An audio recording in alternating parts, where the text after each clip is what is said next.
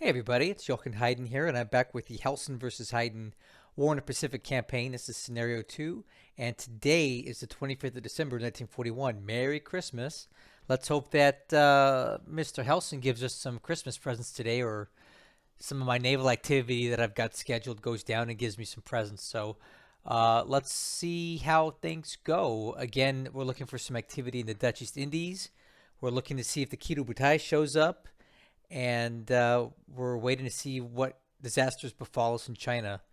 Let's find out what goes on here. Merry Christmas, December 25th, 1941. Let's see what kind of Christmas presents Hellsen gives us today. Okay, he captures Lunga, which is basically Guadalcanal.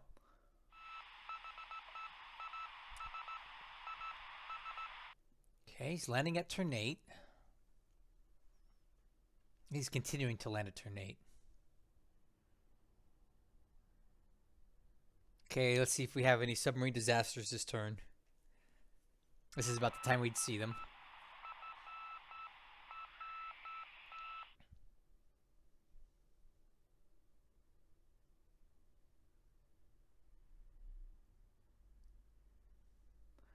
Our spotter planes did detect something near Ternate. And he's landing at Gazmata, which is going to basically quickly close the door on us getting anything off of, man, Milne Bay already too. He's just grabbing everything. So he's at Gazmata, and now he just landed at Milne Bay, which is going to deny it to us early on. He's not going to stop until he has every single dot base.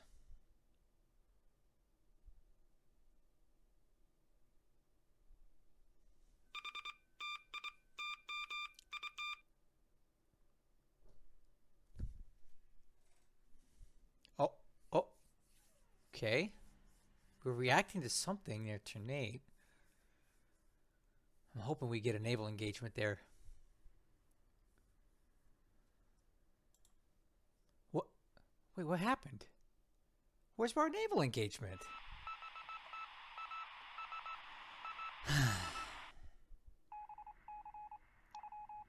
Oh, Palembang. He's already going for Palembang. That's not good. Oh no. Oh man, we're gonna have a bad day. I can already feel it. Alright, so we start with the China spam air stuff. He's sweeping there because he's probably gonna hit us heavy in this hex with bombers this turn. Okay, now he's coming back to Clark for a bombing raid. It's been a while since he's done it. And he goes for the base to stop us from building up.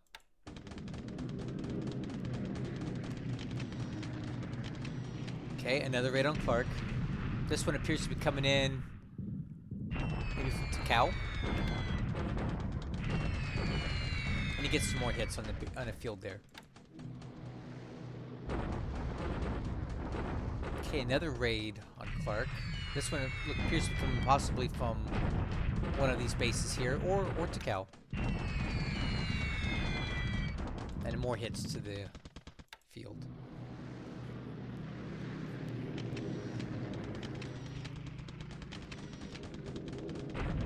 Okay, another raid. Well, the way I see it is everybody that comes to Clark is not bombing me in China, right? Wow. More.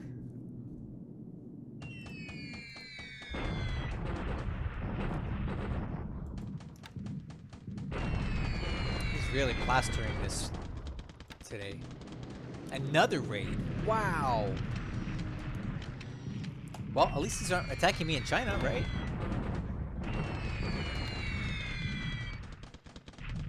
Okay, a little leftover coming in over Nanyang.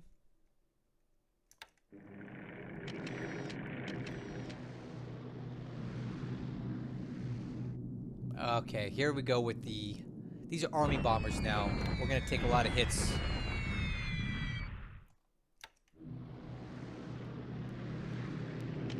Okay, so it looks like he's got this pretty well split up. He's got the army bombers hitting us in China, And the naval bombers, the Bettys and the Nels, are hitting us in the Philippines. That kind of makes sense.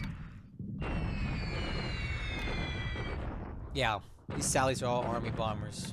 And now he's trying to slow us down as we go up the road here.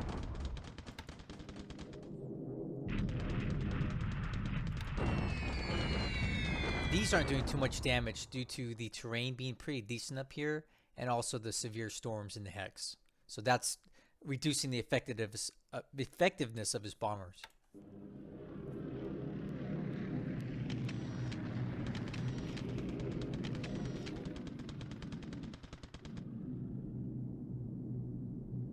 Wow, these are all spotter planes.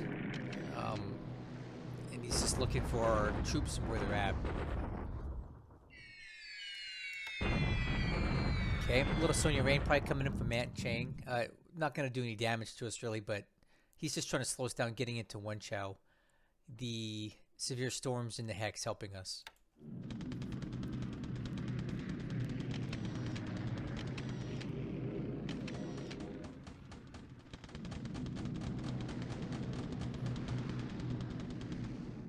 Well, that thing's a goner. Fortunately, it's just an AMC. Ship dead in the water. That's the end of that. So now we know he's got carriers here just off of Palembang.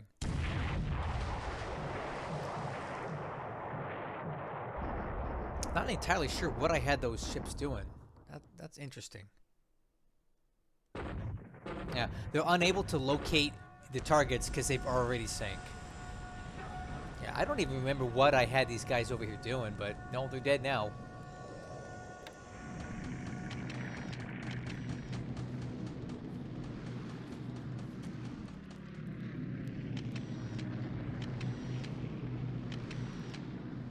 Okay, well, this wasn't the turn that I was hoping we would have here.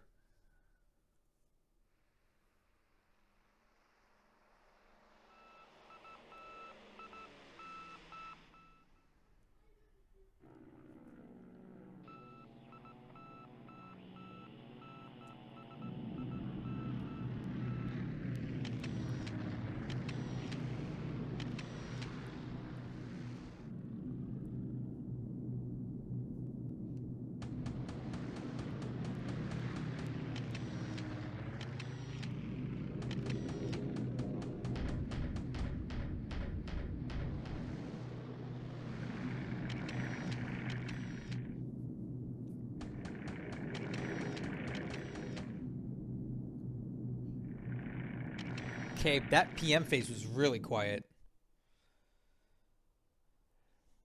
So we're basically going to be looking at just the ground phase now. We'll see what happens here. Okay, there's Ternate. So he's landing at Palembang already. And this is going to be a bombardment to start it off. So our coastal guns fired off on him but did nothing.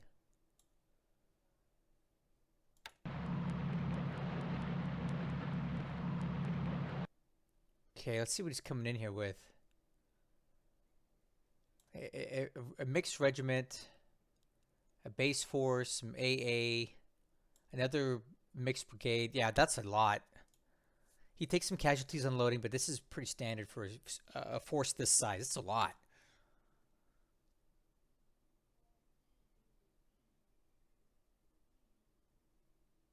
Man, already in Palembang. Okay, so he's going to take this dot base at Songi. That'll be easy for him. Okay, Ternate is going to be basically open a shut case here.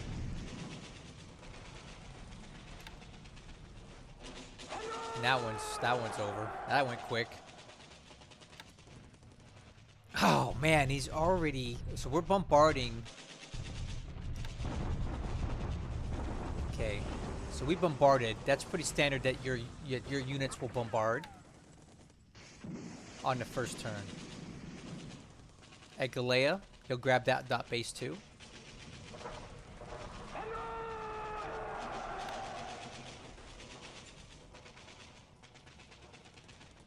All right. Well,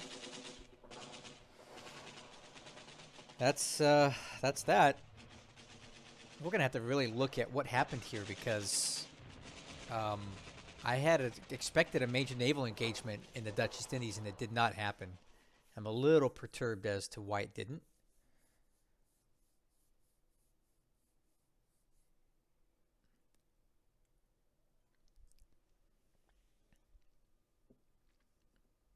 And he's already in Palembang.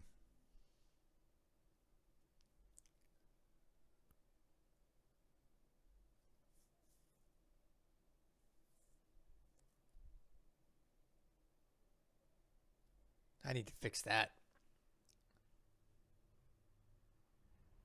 Oh, I didn't realize that Urumqi had a garrison requirement. Oh, we need to go back there. Okay, we're getting some reinforcements here, and these are just units I'm transferring now. These are probably oh, those are reinforcements. Those are probably our what do you call them? Those army dauntlesses. Okay, well, that's the turn. Let's analyze it. Let's find out what happened here exactly. Okay, so we're back to take a look at what transpired during this last turn. So we'll start with our usual routine. Go to the intelligence report. So aircraft losses for this turn. 0 for us, 4 for him. I always like to see that. So he lost 2 Sallies, a Babs, which is a recon plane, and a Betty. And we lost nothing. It goes to say that the our pilot losses for this turn are nothing. Taking a look at the pilot replacements. We'll see if we have any wounded pilots we can recycle back in. All right, so it looks like a couple AVG pilots, Foshi and Haywood.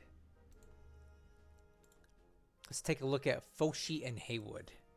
See if we get them back.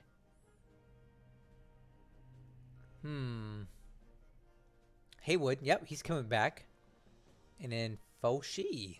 All right, so we are getting them back this month. So they're wounded, but they are coming back to us. That's a good thing. All right, looking at the army loss points this turn. Not a big increase for us because we didn't really suffer any major defeats on the ground for once. Other than Ternate, but there wasn't a lot there to begin with. His loss points are basically nothing. Ship sunk for this last turn. We lost 2 of these coastal minesweepers. They were at Merak, and I couldn't even tell you why they were there at this point. I don't even recall what I had them doing, but they were there, and he showed up with some carrier aircraft, because these are carrier-launched torpedoes, and took them both out. Didn't see that coming. Nothing I could have done to predict it, but, you know, they're gone. So, ship sunk for Japan is still showing us 2. We don't have any additional intel to tell us anything otherwise. So, for now, here's the score. 62-10 to 78-31. We're still in the lead, but not by much. Just a 1,600 point spread, which I think is pretty bad for December 25th. When you compare it to the Lodra game anyway, it's bad. But I guess if you compare this to a standard super aggressive Japanese player, this is probably about right, I would think. I hope. So that's the intel for this turn. We'll take a look at the SIGINT for December 25th. I'll go through this and I'll point out anything important. Oh, here we go. 48 divisions at Lingayen. Heavy Arty Regiment at Lingayen. 3rd Take Regiment at Nanyang. Yeah, that's important. The 1st Raiding Regiment planning for an attack on Port Blair. There's another mention of an attack on Port Blair. So he's definitely looking to do an airborne invasion of Port Blair here. Because this is not the first time I've seen it mentioned. Let's see here. Heavy radio at Truck. Nagasaki. 7th Take Regiment at Lingayen. Okay, so we know 3 units he's got at Lingayen now. Okay. Now we'll take a look at the combat report and see. Okay, so he's doing some minesweeping, and this is near Singapore. So I put some mines out there, which he, never ran into, and he's getting most of them cleaned up now. So we're seeing that he's clearing those mines. This is something you only see in the combat report. You won't get this intel watching the turn. All right, so looking at the operations report, I'm going to scroll through it, and I'll let you know if I see anything important. Okay, Ovava Ooh. A lot of sightings, that's normal.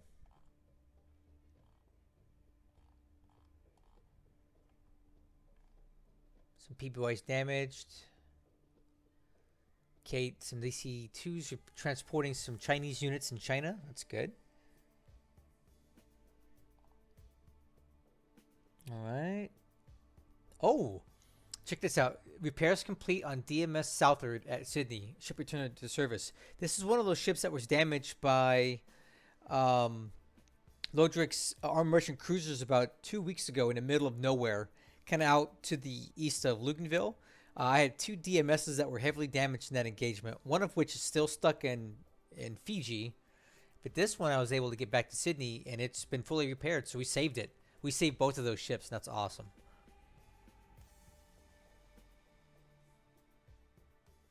Okay, got some ships of Perth. We need to address this garrison issue at Puna. The other 2 at Urumqi as well. I didn't realize that needed a garrison. So I can fix 2 of these. Pakoi I'm not going to fix. Okay, we got some additional units coming on the map here.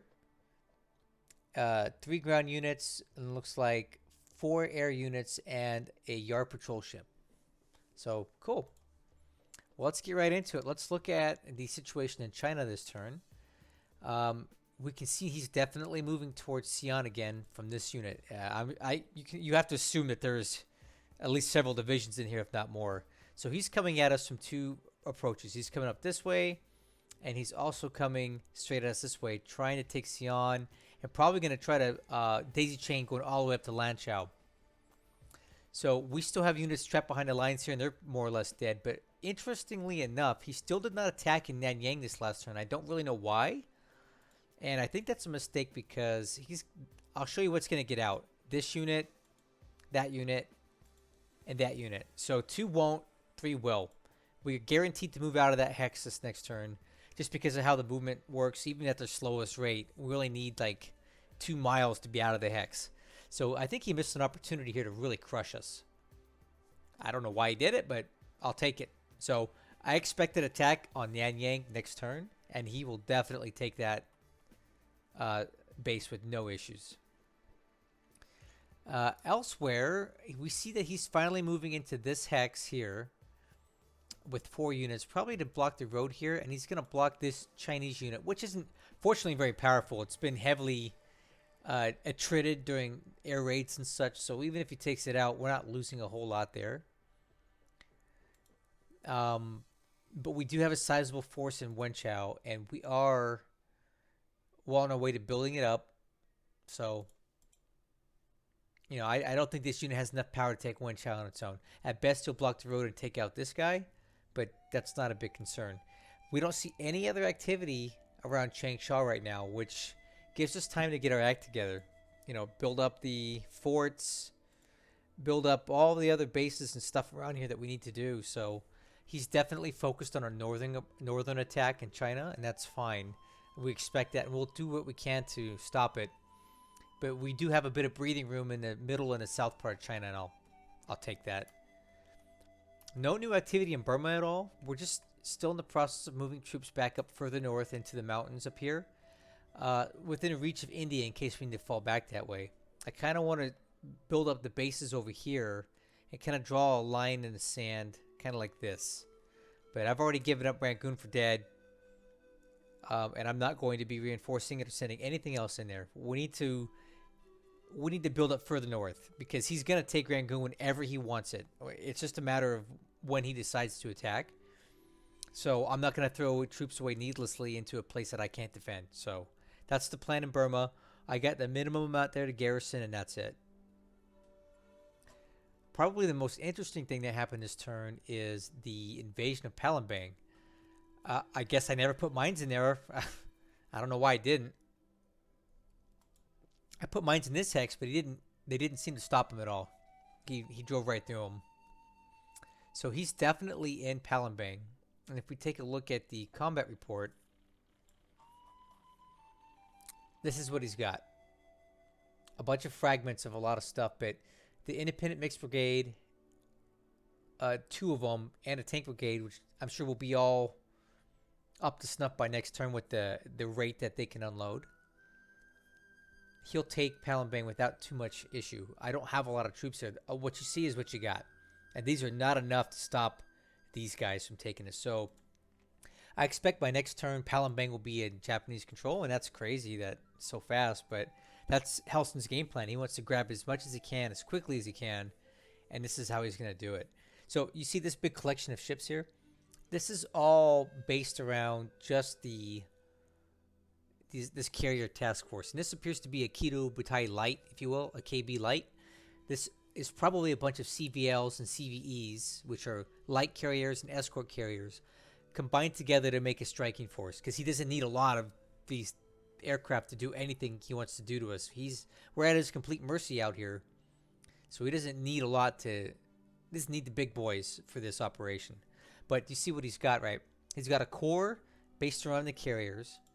Then he has 3 additional task forces that are set to follow. And this is straight out of the Evoken playbook, for those of you who are familiar with that guy. He's a real veteran player, very prominent on the forums, and he's also in my Discord. But I believe Hellsen is an Evoken protege, and that guy likes to set up his task forces like this. So basically these 3 smaller task forces act as meat shields for the carriers. So you would have to get through all these with your subs, with your aircraft, with your surface ships before you ever got to the carriers. So that's what he does. He sets them up to do this kind of a thing. So if you ever see a big glob of task forces in 1 hex, know that it's just basically the equivalent of 1 carrier task force split up into smaller things. He's just min-maxing the game engine to make that happen. That's fine. I'm not... It is what it is. Not a big deal.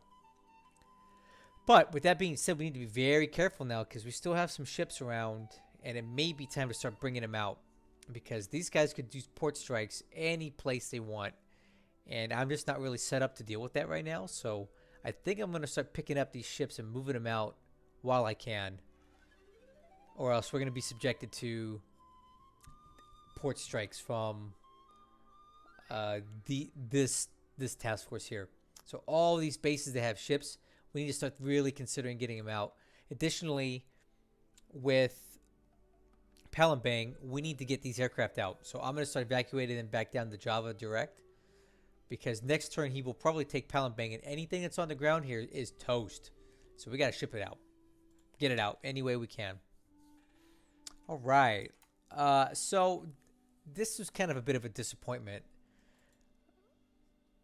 I don't really understand what happened here, but my task force didn't do what I wanted it to do. It should have safely made it into this hex last turn, and it didn't. So that really kind of puts a wet towel on my plans for engaging this task force. We'd have taken it out with these guys. Now here's the thing. This task force here isn't spotted yet. Now, he may have spotted that we have... he may have noticed that he was spotted by float planes. But that doesn't necessarily mean that he knows that this task force is here. Because, you see, we're in severe storm. You see that? So we're maybe hidden by the storm. He may not even know we're here. So I'm going to press this attack. I'm going to set up an attack to hit anything that we can through here. Give it 1 turn, and then we're going to fall back to refuel. But I still think we have time to make something happen here with these ships that are still floating around out here. Because my guess is he doesn't want to leave these troops on these islands, because there's no need to do it. So he's probably going to leave these ships in place to load these guys back up. So we may be able to pick off a few ships out here before it's too late. We have about a turn to make this happen, and then we got to get out. Because then we'll have to deal with this guy coming back this way to cut us off. But I'm not giving up. I think we're still undetected, and I think we still have a chance to do some damage to his ships out here. It'll be a pinprick, a minor thing, but it's something. And I want to just show him that I'm not just going to roll over and completely die in this campaign. We're going to make an attempt to do something here. So stay tuned for next turn. I hope to see a naval engagement that goes our way. somewhere in this area. Things are very quiet on this part of Australia. Once again, if he's got subs over here, we're not seeing them. They're not bothering us. Oop, nope. I want bad weather indicators off. We're still unloading resources. We're still bringing in ships with fuel. One thing to keep in mind, though, is that this guy here, I think we need to... Well, that kind of stinks. So here's the problem. I don't want them anywhere near Java right now with these guys here. Because if they don't disband, he's going to take him out with his naval strike. But they don't really have a lot of fuel left. So I think what we're going to do is replenish, which may have been a mistake. Yeah, I might have to go back and fix that. I think we're going to come out here a bit and stand off a few hexes and wait for him to pass by. Because I don't want to be in Ternate refueling and taking on fuel with these guys in the area. So I think that's the plan for next turn. We're not going to go all the way into Ternate. We're going to fall back, remain at sea for a while, and let these guys pass by. Then we'll go back in and grab more fuel. That's the plan. Yeah, I want to make sure I point that out. And then anything else that's heading back into Java, we need to be very careful about it now. Because as long as these guys are operating out here, it's just not safe. So, yeah, I'm aware of this, and I see the ships, and I will be taking the appropriate measures to not unduly subject them to these guys. Right? So, over here, in this part of Australia, to include Luganville, New Caledonia, all of Australia is super quiet. We haven't seen any subs. We haven't seen the carriers for a while. And I'm not complaining one bit. I know they'll be back at some point, but it does have me wondering, where is the Kido Butai and what are they doing? Maybe they've gone back to Japan to rearm? I don't know. Maybe he's got some other big operation plan, like an invasion of something big. I don't know. I really don't know what he's doing. So your guess is as good as mine as where his carriers went. I hope they're just back in the home islands, just upgrading or doing something. But again, I just don't know. All we are seeing is that he is grabbing up every dot base he possibly can at a frenetic pace. He's just looking at grabbing every little thing that he can, include Milne Bay, which would have been great for us to have, but we're just not in a situation to be able to get it. So he's going to grab all these dot bases and just own all of the Solomon Sea area. And it's going to be like heck trying to dig him out of there someday if we ever even make it to the point where we can dig him out. But again, in the meantime, no Kido Butai. So we're able to just kind of get our act together down here. Fiji's been quiet. We haven't seen any subs either. And I'm going to continue to execute my plan to kind of build up Vava'u and get troops established on there, get the base level built up, and then turn it into a viable port. And then from there, we'll start reinforcing Fiji, and then we'll start dealing with Noumea and Luganville. But until I know where the Kido Butai is at, I'm not comfortable going into either of these places because he could be back within a turn. He can come from there to here in one turn and completely ruin my day. And I'm just not willing to take that risk with my stuff. I don't have enough to be losing like that. So the plan is to kind of build from Fiji and around this area and then look at New Caledonia and Espiritu Santo if it's not too late. And if he takes him, he takes him. I'm just not in a situation where I can stop him right now. Okay, so I think that's it for this turn. Again, it was relatively quiet. The naval engagement that I was hoping for didn't happen for whatever reason. I'll have to go back and look as to why. But be that as it may, I think we have one more turn to make that happen. Again, Palembang's likely to fall. We have carriers here that we need to be very careful about. We have some pending doom coming in China in Nanyang next turn. And we really need to watch this. But that's basically the stuff that I'll be keeping an eye out next turn. So, yeah, that's it. As always, I want to thank you guys for watching. I'm still fully invested in this campaign. It's not my primary because I'm still involved with the Lodra campaign. That's first and foremost on my mind as it pertains to getting turns out, but I'm still into this one. I'm not giving up. I'm going to take my licks as an allied player should and I'm going to find a way to try to survive through the auto victory potential at the beginning of 1943. And if I somehow keep him from completely executing me at that time, then the heat is on and we have way more time to make something good happen. So I'm looking forward to December 31st, 1942, when he has less than a 4-1 advantage and we're still in this, because then he's in for a long ride at that point. So I hope you guys stick with me for that ride. It may take us a while to get there, but hopefully we'll get there. So if you're not on my Discord yet, you may get over there because you're missing out on a lot of stuff. I'll catch you guys on the next one.